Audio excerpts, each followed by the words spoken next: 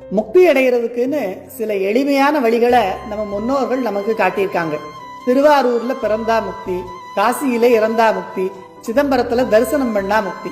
இதுல திருவாரூர்ல பிறக்கணும்னா நம்ம அப்பா அம்மா அங்க இருக்கணும், காசியில இறக்கணும்னா கடைசி காலத்துல நாம அங்க போய் இருக்கணும். இது ரெண்டுமே ஒருத்தருக்கு சாத்தியம் இல்லை. ஏன்னா பிறப்பும் இறப்பும் நம்ம கையில இல்லை, அது எப்ப வரும்னு நமக்கு தெரியாது. சிதம்பரத்துல தரிசனம் பண்றது ஓரளவுக்கு சாத்தியம். அதுக்கு முதல்ல நடராஜ பெருமானுடைய அருள் நமக்கு முழுசா இருக்கணும்.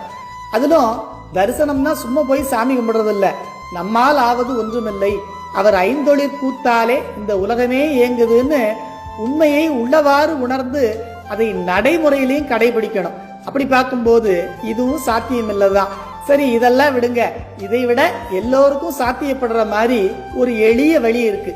நீங்க உலகத்துல எந்த மூலையில இருந்தாலும் சரி, நம்ம அண்ணாமலையார நினைச்சு மனதார வழிபட்டு அண்ணாமலைக்கு அரோகரான்னு ஒரே ஒரு முறை சொன்னா முக்தி கிடைச்சிரும். நினைக்கிறதுல என்னங்க கஷ்டம்னு கேக்குறீங்களா? அதுலதான் சூட்சுமமே இருக்கு.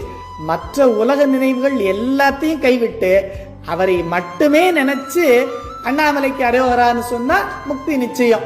துவக்கர அறிந்து பிறக்குமாறூரும் துயர்ந்திடாது அடைந்து காண் மன்றும் ஓப்புடன் நிலைத்து மறிக்குமோர் பதியும் ஒக்குமோ நினைக்கும் நின் நகரை பவக்கடல் கடந்து முக்தியம் கரையில் படர்பவர் திகைப்பற நோக்கி தவக்கலம் நடத்த உயர்ந்து எழும் சோணசைலனே கைலை நாயகனேன்னு கற்பனை களஞ்சியம் சிவபிரகாச சுவாமிகள் சோணசைல மாலையில அருள் செய்கிறார். அதனால பிறவி பெருங்கடல்ல நீந்தி தவிக்கிற நாமெல்லாம் கலங்கரை விளக்கம் போல மலை மேல் தீபத்தோடு அண்ணாமலையார் காத்திருக்காருங்கிறத தெரிஞ்சதுக்கு அப்புறமும் இன்னும் அவரை வழிபடாம இருக்கலாமா? உடனே போங்க அண்ணாமலைக்கு.